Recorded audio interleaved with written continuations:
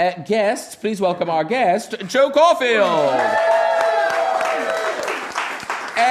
Jo Caulfield, you are such a kind of festival stalwart. How many festivals have you done? Oh my God, I have to go by rooms. I picture rooms and years where you cried a lot and other years where it was good. So, I mean, I probably 22 different shows. Yeah, Wow. Yeah. Wow. Well done, you. And this one is called Bad Mood Rising. Yeah.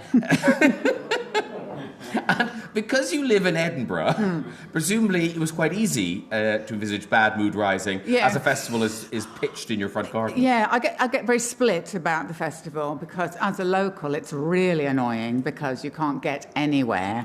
But then as a performer I'm going, oh, but these people may buy tickets, so don't scowl at them, be nice. Because they might be going, well, we're going to buy tickets to her, and then she was so rude to us on the bus. And it's weird also because, like, I've got an advert on the bus this year, and for, like, people in my street, like my postie, Lainey, said to me, Jo, you're on the bus? Because they don't quite know what I do, and they don't quite believe it either. If you say you're a comedian, they go, yeah, all right, she's a bit odd. She's like, so she said, oh, I just wave at you when I see you. I go, oh, hi, Jo, she's on the bus. Like, I've just done that out of vanity for no reason, you know. Yeah, she's lost the run of herself. Yeah. She's on the bus. And also it must be nice that work comes to you, because presumably for most of the year you're having to get on the train and travel. It is for the 1 month of the year I don't have to travel, so that is really good. But even then, like, you get, oh, when Oasis came, the tram's very busy. So then I'm like, I'll moan about anything given the chance. But it is nice. I live down in Leith, right, and beautiful Leith. Oh, I love it down there. And it's, I think, because when I moved here first, I was it's a bit fuddy-duddy, some of it. And then I started to go out in Leith, and as a Londoner, I was like, this is more me. Like, I would just say, you're never bored at a bus stop, you know. There's always something going on. Someone's entertaining you, offering you a can or something. You know. So I do love it. And there's a bar there, Central Bar, and it's just a real sort of working class bar with beautiful Victorian tiling, if you're interested in that. We are. Yes. Look at these people. I was going to say. These people. You found your tribe. Yeah, they would go, oh, have you come for the tiling? If you walked in there, definitely. But I was in there, and one man said to me, because they sort of see like a flyer or something, and he said, are you that newsreader? Because I think I didn't look like whatever he thought comedians look like. And then this other man came up to me, and I just happened to me, like, my friends had gone to the loo at that moment, so it looked like I was on my own. And he went, do you know, and he was about 75, and he went, do you know you're the best looking woman in here, right? So I was like, oh. And then, this is such a Scottish compliment, right? He then looked around the bar of people who've lived hard lives, and he went, I know that's no saying much, mind.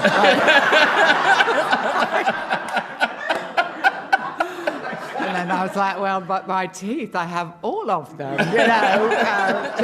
Just showing off. Kind of down to earth thing of Leith, which I really like, you know. And I had somebody else say, oh, I see you doing a show. And then he went, and I was sort of near the bus stop, and I thought he was going to say more about my comedy and how interested he was. And he went, have you seen the 25? Because I was going to wait, but I'm not sure. Okay.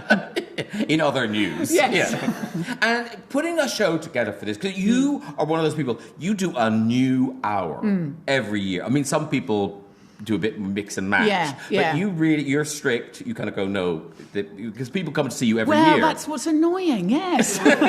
People come back and they have memories, you know. The age of some of my audience, I'm like, oh, good, they'll have forgotten. Right, but you'd have to write a new show. That's why also, like Bad Mood Rising, they'll ask you in, like, January, what's your show going to be called? You don't know what the show is, but I do know I will be irritated by lots of things between now and then. So I thought Bad Mood Rising, that'll fit whatever I'm going to talk about.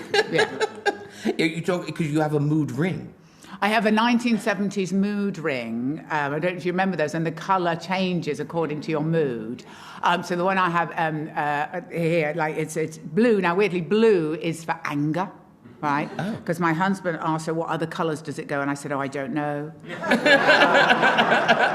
I've only had it for 12 years, so I don't know yet. Yeah. So I don't know. Yeah. So we do a check at the end of the show to see what colour it is. And it's the same, yeah.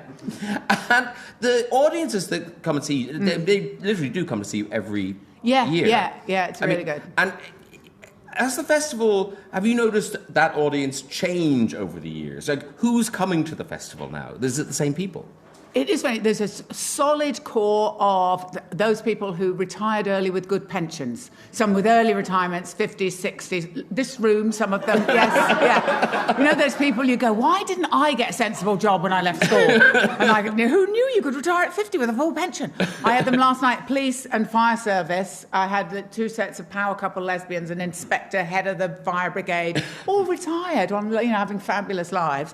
So I have some of them, and I also have now people with their children, grown-up children come, and there's a lot of mum, dad, but there is new people coming, and I need the new blood coming because some of them are not here that used to come.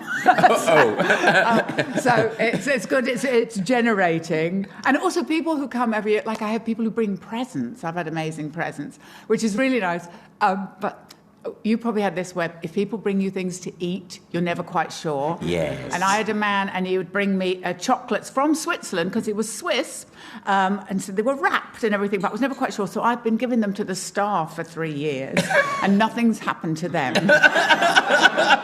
So this year was the first year I thought, I'm going to eat it this year. So it was nice. But then this other man, now this is someone who likes me, and he brought me in a plastic bag, said something to get you through the festival, a bottle of gin and anti-aging cream. Wow! Yeah. And it was 3 packets, because I'm an extreme case, but it was this special retinoid cream that you can't get in this country. So he said, it's extra strong, so be careful with it. But obviously if that didn't work, then I could just get drunk on gin and not care what I looked like. I didn't like to say anything, but you do look amazing. Yeah. Oh. Let's all score some of that cream. I'm talking to Jo Caulfield. Her show Bad Mood Rising ends tonight at the Stand Comedy Club. You can get tickets on all things Jo at jocaulfield.com. Here's a bit of Rob. I'm talking to Jo Caulfield. Her show Bad Mood Rising is at the Stand Comedy Club. Last one tonight. And then you're not touring this year, are you? No, I toured sort of a year and a half, so I'll probably not till 2026. But you still gig? Oh, yeah, I still gig all the time, because there's something about me. I like to be in a dingy basement with people who are drunk. It's just, I just walk in and go, I feel at home here. Yeah. So I still gig, and it's still the best place to know what's funny, because they're just drunk people who want you to make them laugh, and they're not really invested in you in any way. So it's the best way to, see. So, and is that how you put together the new hour? Yeah, I'll slip things in because, you can sit at a computer and try and write things, but there's nothing like just eyes angrily staring at you going, we hope there's a punchline to this, to make your brain just go, quickly, come up with something and just edit like a perfect sentence, then will come out and I'll record it and then go, yeah, I think that's what it is. So do you tape your gigs? Do you? Yes, I do, wow. yes. Okay. Yeah, which young people find strange because they're going, well, why aren't you filming it? And I'm going, well, no, I like to hear it. And yeah. She's very old. my TikTok reel. Yeah. And, but I got an award for Best Joke of the Fringe this year. I know. It sounds very great till you see the actual award, which is, I laughed. It's hilarious. It's so bad. Right.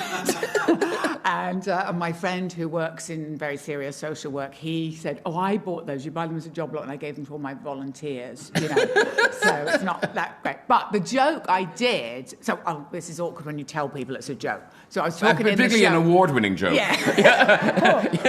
Look at those judgy eyes. Oh, my God. Yeah, they've set this up really badly.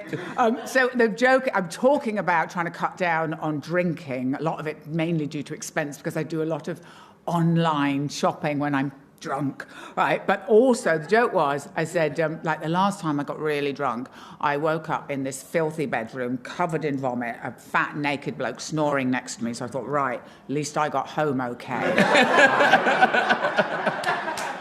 So that was the joke, but I nearly didn't do it. I was going to drop it from the show, and I said to my husband, I said, I just don't think my audience think of me as like that kind of slovenly drunk woman who would just be sleeping in a filthy bedroom with a stranger.